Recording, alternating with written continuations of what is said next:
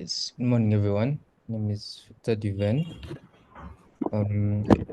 This is our presentation video for our proposal. Going to start off with our proposal. Yeah.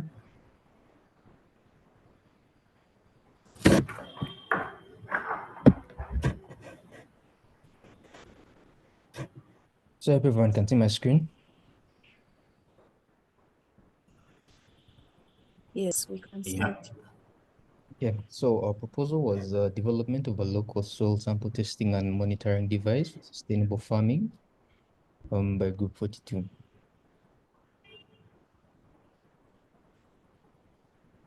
So the participants in this group are Bonga Ronald, Victor Duven, Adia Osara, Chimari Yasaf.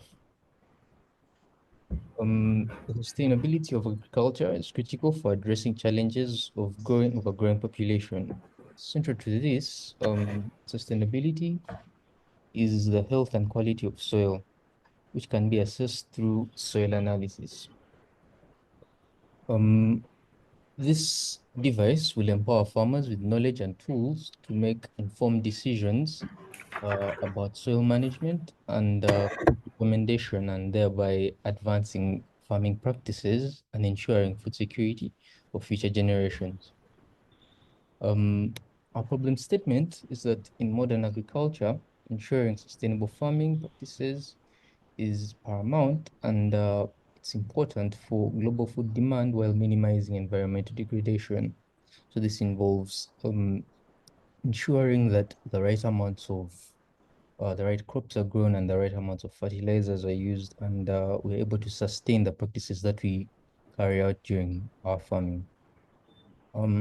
Our objectives are to design a low-cost, user-friendly soil sample testing and monitoring device that provides accurate measurements of essential soil parameters using sensors to support farmers' decisions while growing crops.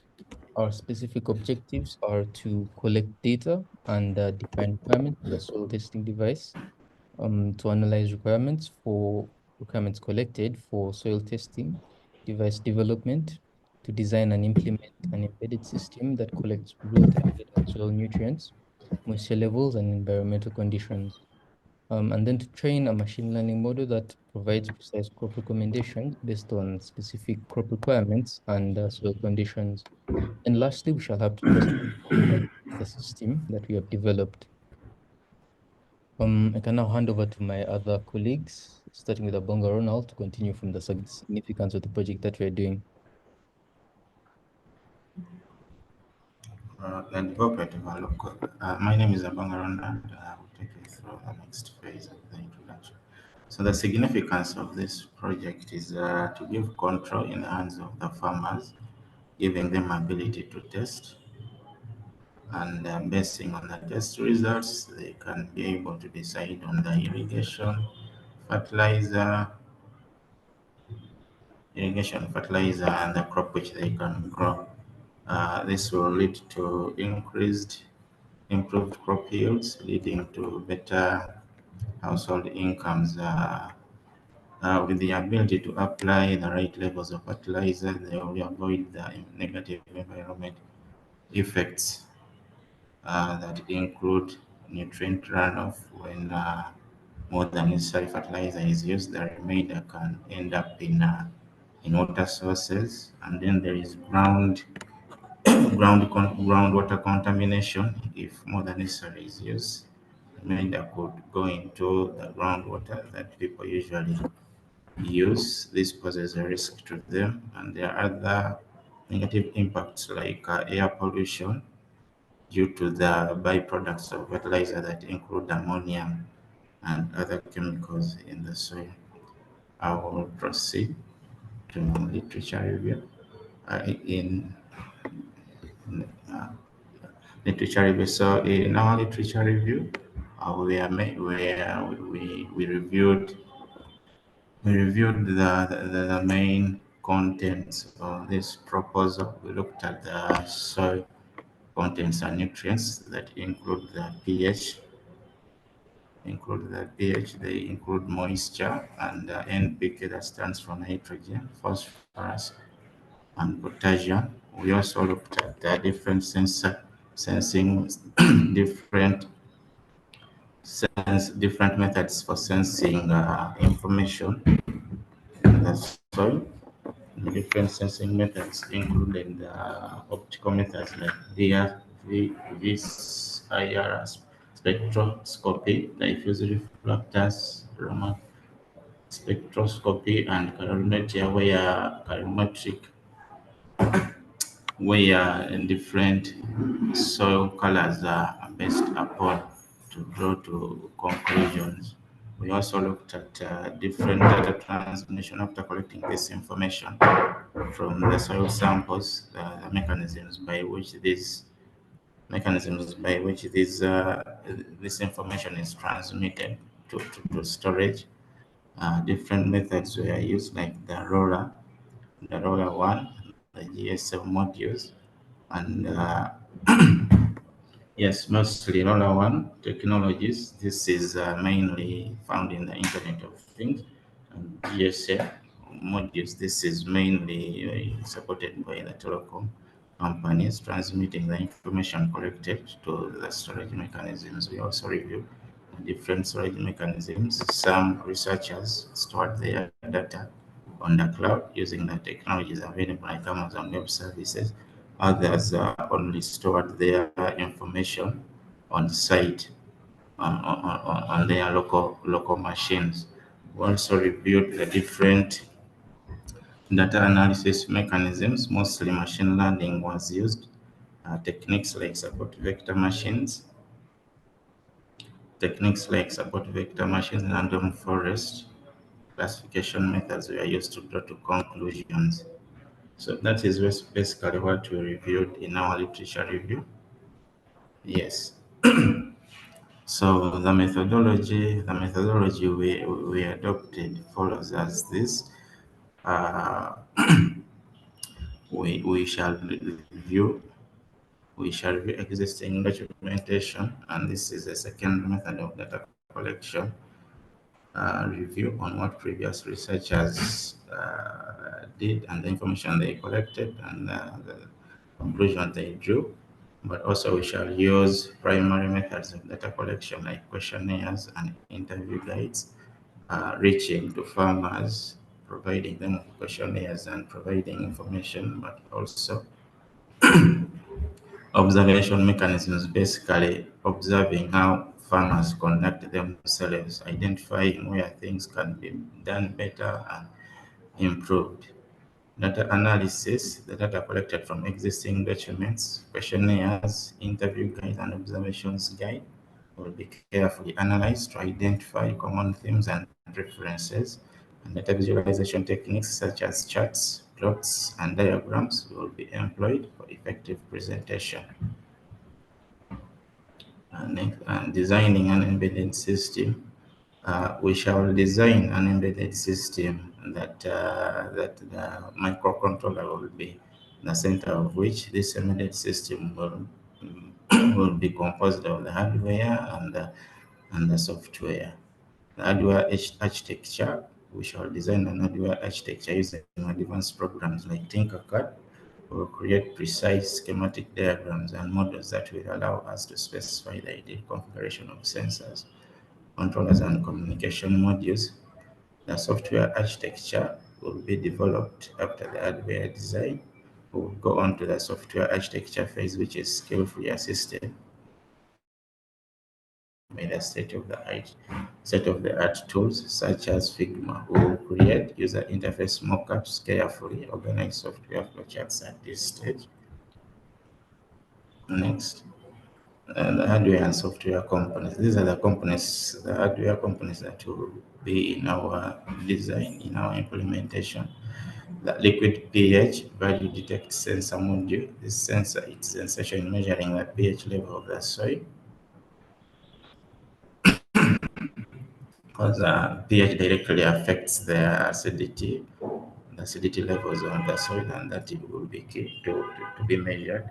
We will also measure the other soil content, nutrients, NPK, using the NPK soil measuring instrument probe. The probe measures the soil's nitrogen, phosphorus and potassium content, which are key nutrients for plant growth.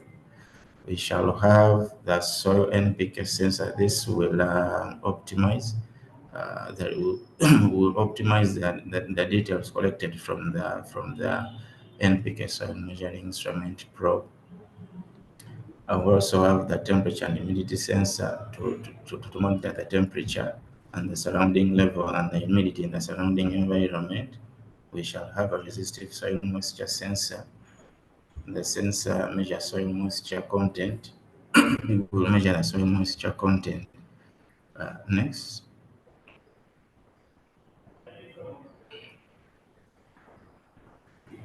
Yes, we shall have other sensors like the temperature sensor, the Arduino BL sensor. Yes, this will be in the center, the center upon which all the other components will be based upon, basically to be controlling every other component that we shall include in this implementation. Then I will jump to the machine learning algorithms.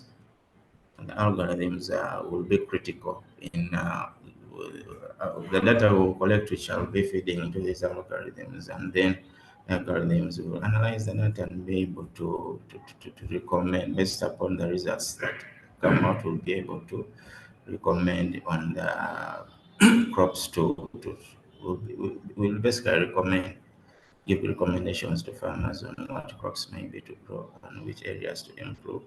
Data sets we shall use Kaggle data sets. These data sets will be collected from the real world. We shall divide these data sets, one for training and then the other part for testing and validation of our learning model. Next.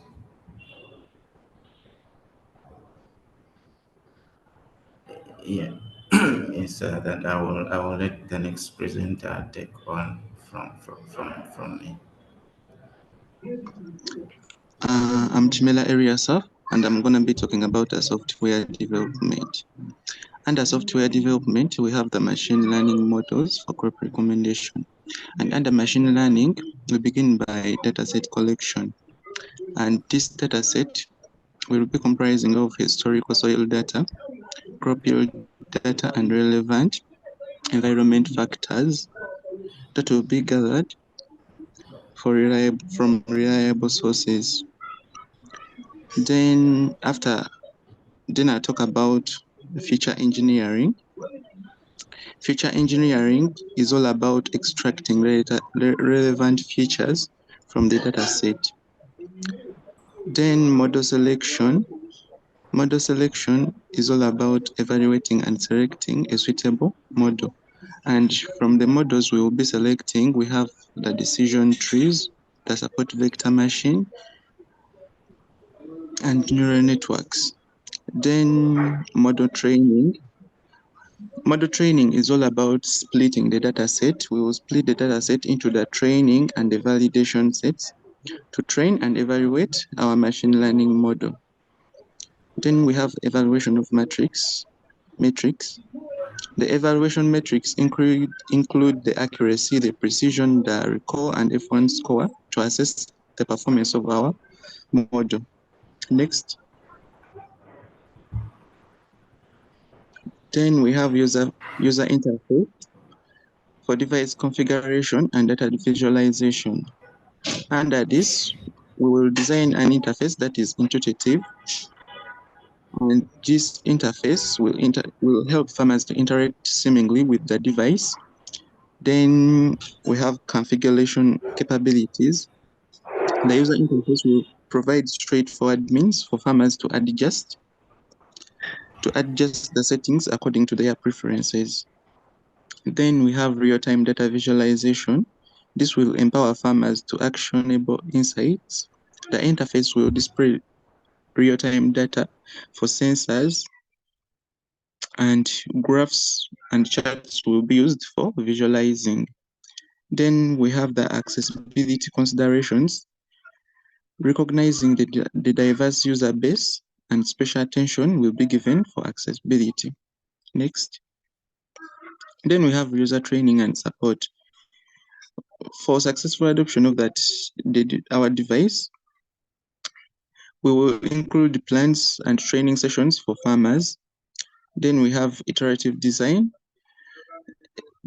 Our project will all about be based on iterative designing. Like, we will get feedback from farmers about where needs to be changed. Then after that, we do an iterative design based on that feedback. Then we have multilingual support. Considering the diverse linguistic backgrounds, that's to say languages, the system will incorporate multi-language support. Next. Then we have the integration of components. The embedded system takes center stage, executing the developed firmware and managing the sensors. Like, we will strike the balance of the size of the embedded system, the power efficiency, and the reliability of the system to ensure smooth operation of the device. Then we have data storage system. The storage system will seamlessly integrate to handle storage of both sensor data and crop recommendation. Then communication module, and this will link the device to the external servers, utilizing the SIM800L GPRS module to transmit data over considerable distances. Then we have the Amazon services. We will use the Amazon Web Services for hosting our device, and secure database storage. Next.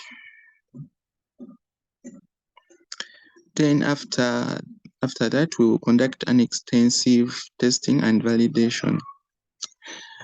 After integration part is done, the device will be tested to ensure that it meets all requirements and performs reliably under various field conditions. And this will include functional testing.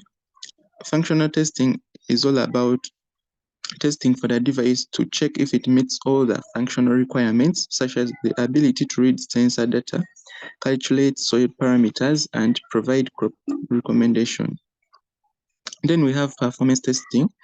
This ensures that the system meets all performance requirements, such as battery life, response time, and data accuracy. Then we have environmental testing. This ensures that the device can withstand the harsh conditions of the field, such as extreme temperature and dust. Next. Then after that, we will deploy our device. And on deploying the device, it will include the three main parts. On deploying, we have to provide training to farmers, and this ensures that farmers know how to use the device and interpret the results. Offering technical support, this will ensure that farmers can use the device effectively and troubleshoot any problem. Then continuous improvement. Continuous improvement is all about getting feedback from farmers about what has gone wrong or an error.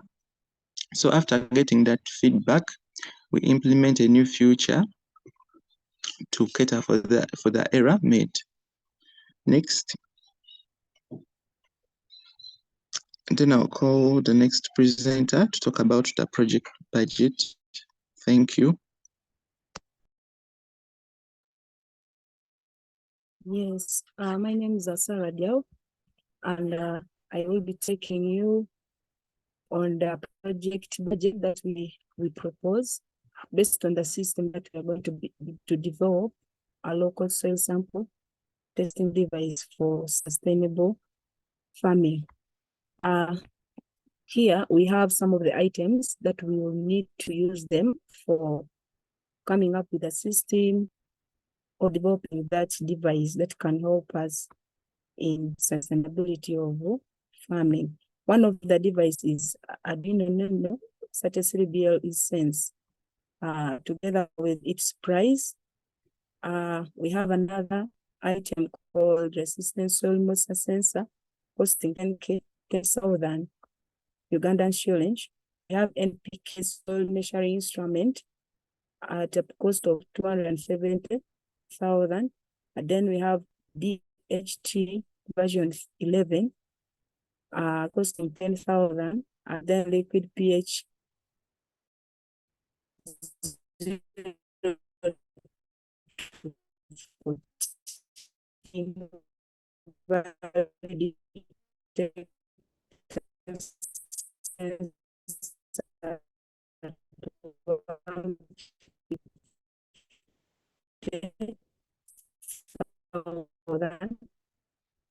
submission digital temperature sensor at 15,000.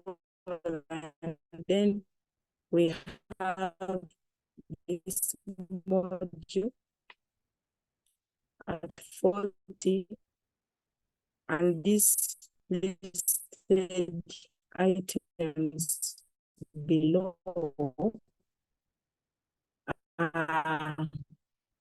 are going to be some of the components we will be needing them to develop that system.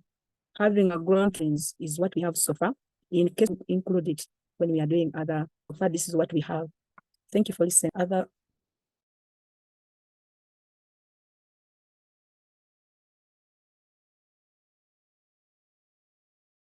So that has been group 42, presenting our soil sample, development of a local soil sampling, testing and analysis device. Thank you.